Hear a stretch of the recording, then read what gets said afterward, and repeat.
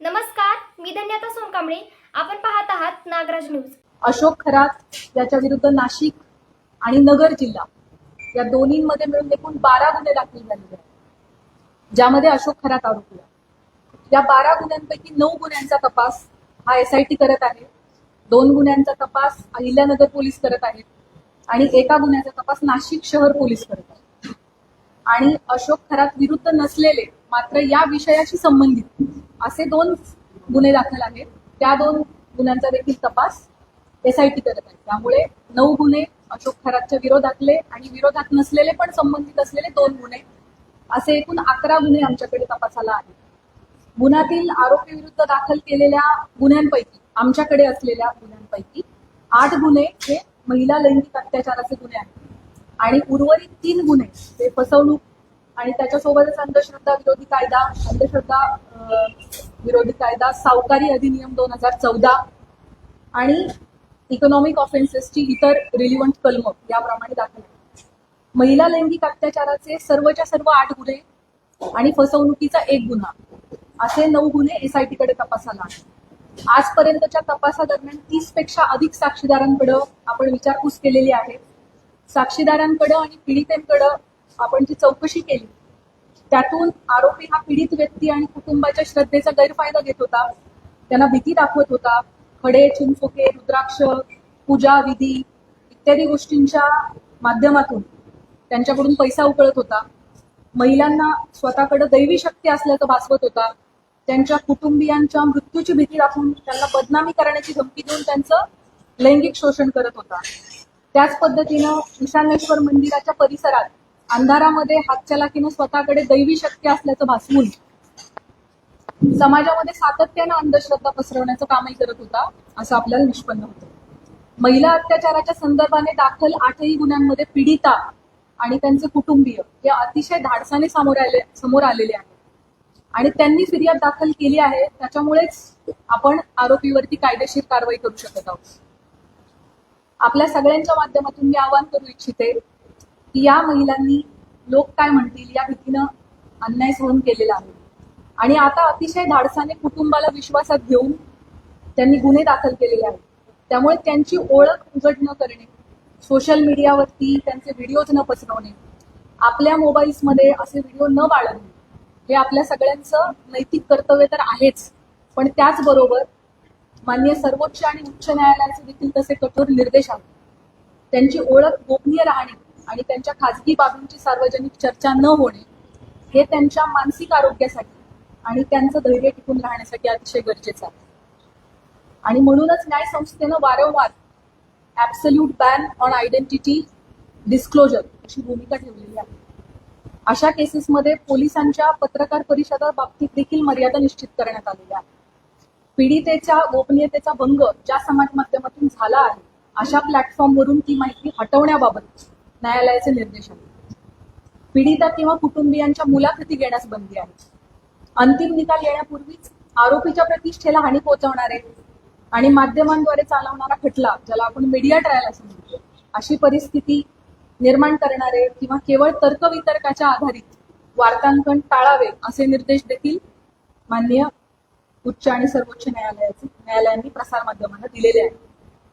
कलम 72 BNS लैंगिक अत्याचाराच्या पीडितांची ओळख उघड करणाऱ्यांना शिक्षेस पात्र ठरवते. अनुच्छेद 21 भारतीय संविधान पीडितेचा जगण्याचा अधिकार, गोपनीयतेचा अधिकार आणि प्रतिष्ठेचा अधिकार यांचे संरक्षण करते. जुलै 2025 मध्ये मद्रास उच्च न्यायालयाने एका महिला वकिलाचे तिच्या संमतीशिवाय चित्रण केलेले खाजगी स्वरूपाचे फोटो व्हिडिओ तात्काळ 48 तासांच्या आत काढून टाकण्याचे आदेश दिलेले होते. अशा प्रकारची सामग्री रोखणं हे राज्याचं कर्तव्य आहे असं न्यायालयाने त्यावेळेला अधोरेखित केलं होतं. एसआयटीकडे असणाऱ्या गुन्ह्यांमधील पीडितांचे आक्षेपार्ह व्हिडिओ जे आहेत जे प्रसारित झाले होते त्याच्या एकूण 4650 लिंक्स एसआयटीच्या सायबर टीमने, आपली जी टीम आहे 24 लोकांची, यामध्ये 4 लोकांची सायबर टीम आहे. या सायबर टीमचं पूर्ण वेळ कर्तव्य हे होतं की प्रत्येक काही मिनिटांनी काही नवीन अपलोड झालंय का ते शोधणं आणि त्याला रिपोर्ट करणं. सो आपली ही जी एसआयटीची सायबर टीम आहे तिने महाराष्ट्र सायबरच्या मदतीने आतापर्यंत 4,650 लिंक्स या डिलीट करून घेतलेल्या आहेत. त्याच पद्धतीने सोशल मीडियावरती आक्षेपार्ह पोस्ट पुन्हा पुन्हा टाकणाऱ्या एकूण 451 अकाउंटला कायमस्वरूपी काढून टाकण्यात आले. पीडितांचे आक्षेपार्ह व्हिडिओ प्रसारित केल्याप्रकरणी आतापर्यंत 2 गुन्हे देखील दाखल झाले आहेत. सदरचे गुन्हे हे सातपूर पोलीस स्टेशन नाशिक शहर आणि कोपरगाव पोलीस स्टेशन अहिल्यानगर या ठिकाणी दाखल असून संबंधित घटकच त्याचा तपास करत आहेत आणि त्यामध्ये आजपर्यंत एकूण 6 आरोपींना अटक देखील करण्यात आलेली आहे. दिल्ली उच्च न्यायालयाने अलीकडेच एका विनयभंगाच्या प्रकरणाशी संबंधित बदनामीकारक स्वरूपाच्या सोशल मीडिया पोस्ट्स काढून टाकण्याचे आदेश दिलेले आहेत आणि आरोपीची प्रतिष्ठा जपण्यासाठी आणि त्याला निपक्ष सुनावणी मिळण्याची खात्री करण्यासाठी न्यायालयाने ही स्टेप घेतली. SIT कडे असणारे सर्वच तपास हे अतिशय संवेदनशील प्रकारचे असल्यामुळे त्याविषयीची जी माहिती आपल्याला सांगणं शक्य आहे ती माहिती मी आपणास याद्वारे दिलेली आहे. आपल्या सगळ्यांच्या मनामध्ये या प्रकरणाविषयी अनेक प्रश्न आहेत. मला त्याची पूर्णतः कल्पना आहे. त्यापैकी बहुतांश प्रश्नांना स्पर्श करण्याचा मी प्रयत्न केलेला आहे. या प्रकारच्या गुन्ह्यामध्ये BNS सेक्शन 93 BNSS प्रमाणे गुन्हा दाखल झाल्यापासून 60 दिवसांच्या आत आपल्याला दोषारोपपत्र दाखल करणं आवश्यक असतं. आपल्याकडचा या प्रकारचा पहिला गुन्हा हा नाशिक शहरामध्ये 17 मार्च 2026 रोजी दाखल झालेला आहे आणि SIT कडे त्याचा तपास 20 तारखेला आला, 3 दिवसानंतर.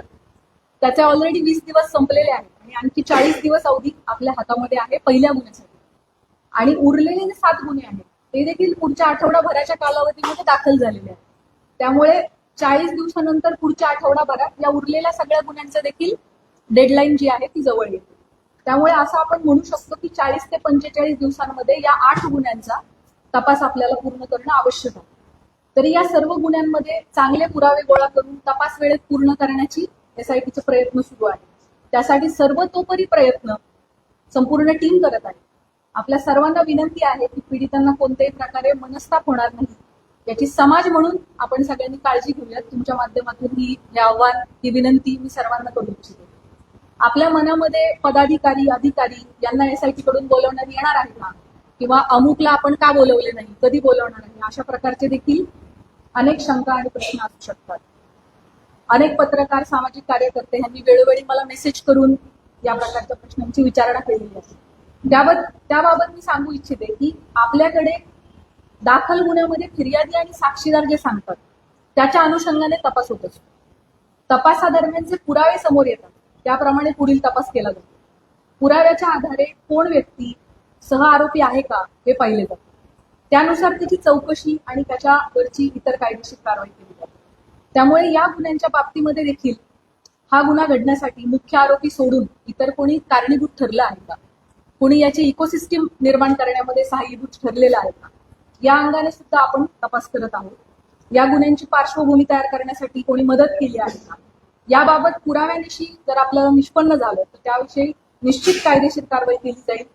त्याबाबत आपण कोणीही मनामध्ये कुठल्याही पद्धतीची शंका कृपया बाळगू नये. गेले 17 दिवस SIT या गुन्ह्यांचा तपास करत आहे. आमचा तपास अजूनही सुरू आहे. त्यामुळे बहुतांश प्रश्नाची उत्तरं मी दिलेली आहेत. काही प्रश्न कदाचित अनुत्तरित राहिलेले असतील, परंतु जसजसा तपास पुढे जाईल तशी तशी आपल्याला त्या प्रश्नांची पण उत्तरं मिळतील. महत्वाच्या टप्प्यांवरती SIT कडून आपल्याला ब्रीफिंग दिले जाईल. चार्जशीट दाखल होईपर्यंत आपल्याला या प्रकरणाची गोपनीयता बाळगणं अतिशय आवश्यक आहे. तरी मी आपल्या सगळ्यांकडून सहकार्याची अपेक्षा बाळगते. यापूर्वी अशोक खरात याला पहिल्या गुन्ह्यामध्ये एकूण 14 दिवस पोलीस कोठडी मिळाली होती. ती दिनांक 31 रोजी संपली. दिनांक 1/4/2026 रोजी आपण दुसऱ्या गुन्ह्यात त्याला अटक केली आणि न्यायालयासमोर हजर केलं. दिनांक 2 पासून 7 दिवसांची पोलीस कोठडी उद्या दिनांक 8/4/2026 पर्यंत माननीय न्यायालयाने मंजूर केलेली आहे. आता यानंतर पुढील गुन्ह्यामध्ये पोलीस कोठडी आपल्याला मिळावी यासाठी आपण माननीय न्यायालयाला विनंती करणार आहोत. या दरम्यान तुम्हाला माहित आहेच की काही कारणांसाठी आपण VC द्वारे न्यायालयामध्ये आरोपीला हजर करण्याची परवानगी मागितली होती आणि मागच्या हिअरिंगच्या वेळेला माननीय न्यायालयाने तशी परवानगी आपल्याला दिली होती.